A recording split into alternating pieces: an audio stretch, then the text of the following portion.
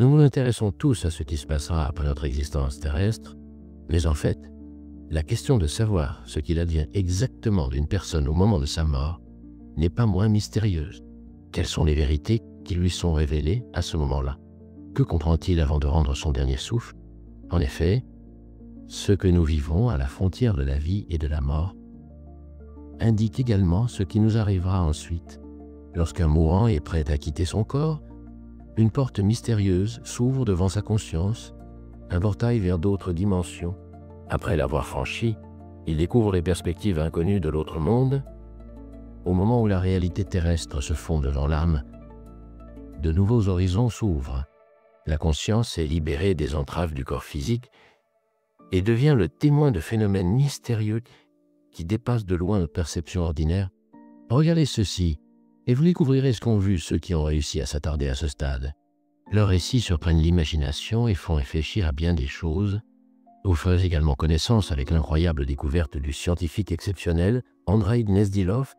Après la fin de la vie terrestre, notre personnalité n'est pas détruite. Une fois cette étape franchie, nous changeons seulement d'état de conscience. Cela est confirmé par le comportement des gens au moment où ils quittent la vie, et surtout par les récits de ceux qui ont survécu à la mort clinique des mots. Des pensées abstraites et des conclusions étayées par de nombreuses années d'activité scientifique et d'observation des mourants. Andrei Gnezdilov a travaillé pendant de nombreuses années dans un hospice, a mené des activités scientifiques et de recherche dans divers domaines de la psychologie et a acquis une renommée mondiale dans ce domaine en tant que spécialiste exceptionnel de l'étude de la mort. Au départ, il n'avait pas l'intention de s'intéresser de près à ce domaine de la psychologie et, à plus forte raison, il ne pensait pas y consacrer toute sa vie. Mais à la suite d'un incident qu'il est impossible d'écouter sans pleurer, son destin et son activité scientifique ont changé une fois pour toutes. Voici comment il a raconté lui-même. Un jour, alors que j'étais encore étudiant et que je commençais à peine à comprendre les bases de ma profession, j'ai dû travailler comme médecin de garde dans le cadre de ma pratique.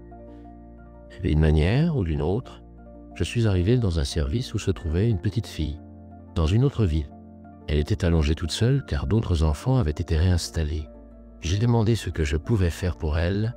Elle était heureuse qu'au moins quelqu'un s'intéresse à elle et m'a demandé « Tonton, raconte-moi une histoire ». J'ai pris l'enfant dans mes bras et j'ai commencé à lui en raconter une. À ma grande horreur, j'ai senti qu'elle partait pour un autre monde. J'ai eu peur et j'ai voulu appeler l'infirmière, même si je comprenais parfaitement qu'elle ne pouvait rien faire. Mais la jeune fille a repris ses esprits et m'a demandé de continuer. Je lui ai parlé des créatures de contes de fées qui la rejoindraient un jour dans un château magique. L'enfant est mort dans mes bras et j'ai eu peur d'interrompre l'histoire car je n'étais pas sûr qu'elle ne m'entendait plus. Depuis lors, Andrei Gnezdilov a complètement changé le cours de sa vie et a commencé à étudier activement ce qui se passe au moment de la mort et ce qui nous attend tous après la fin de l'existence mortelle.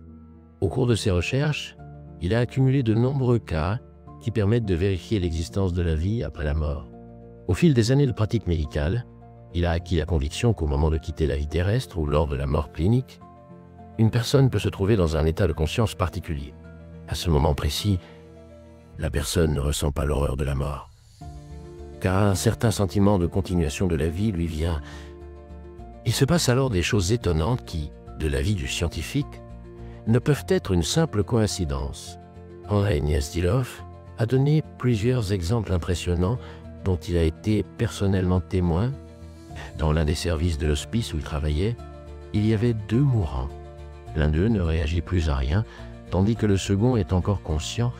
Ce dernier, réalisant qu'il ne lui restait plus beaucoup de temps à vivre, a décidé de communier. Sa demande a été exaucée. Alors que le prêtre invité s'apprêtait à partir, il a soudain senti le regard de quelqu'un. Le patient, inconscient depuis plusieurs jours, a soudain ouvert les yeux. L'homme ne pouvait pas parler, mais clignait des yeux en réponse. Le prêtre lui a donné la communion. Gnezdilov dit « Il ne peut s'agir d'une simple coïncidence. Une personne qui était dans le coma depuis longtemps a repris conscience exactement au moment où le sacrement était célébré. Je ne doute pas que l'âme du patient l'ait ressenti. L'homme est décédé immédiatement après la communion. Au moment où son âme a quitté son corps, une seule larme a coulé sur sa joue.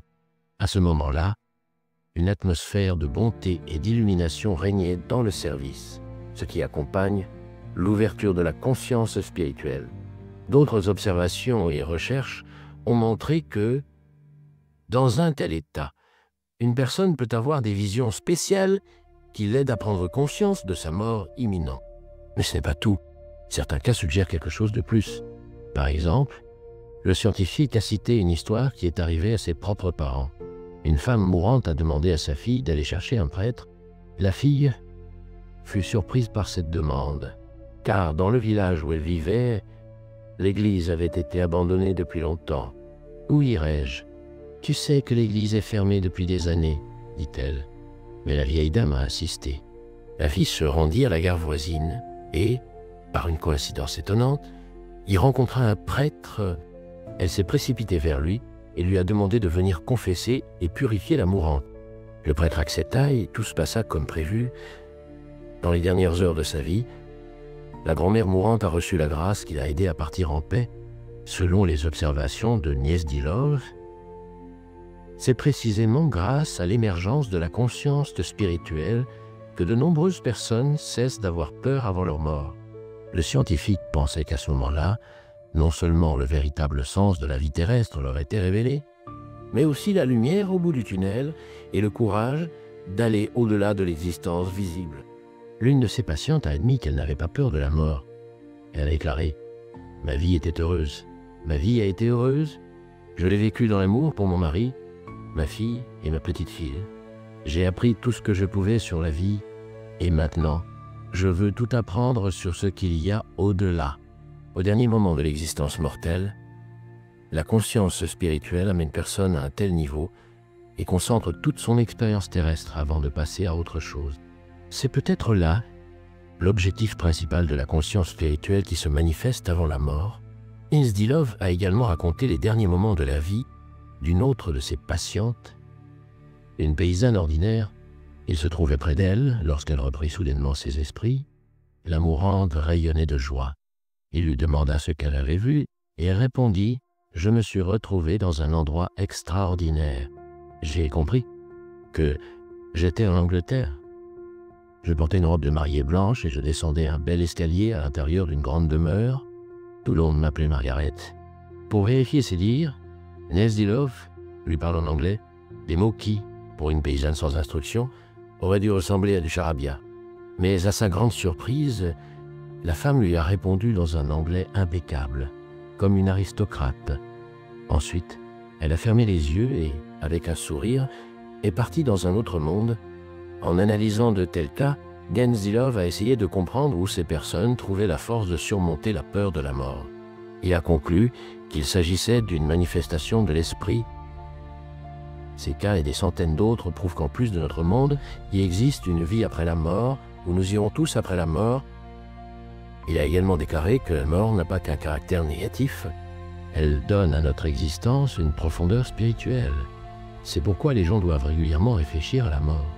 Lorsque nous l'oublions, l'équilibre de la justice est rompu. Le passage dans l'au-delà peut alors être douloureux, car nous devrons alors faire face aux conséquences de toutes nos actions. La conscience spirituelle ne ment pas. Elle ne libère pas la personne de sa culpabilité pour les atrocités qu'elle a commises, ne pardonne pas la trahison et la mesquinerie, et ne corrige pas leurs conséquences. Elle est, en quelque sorte, indifférente.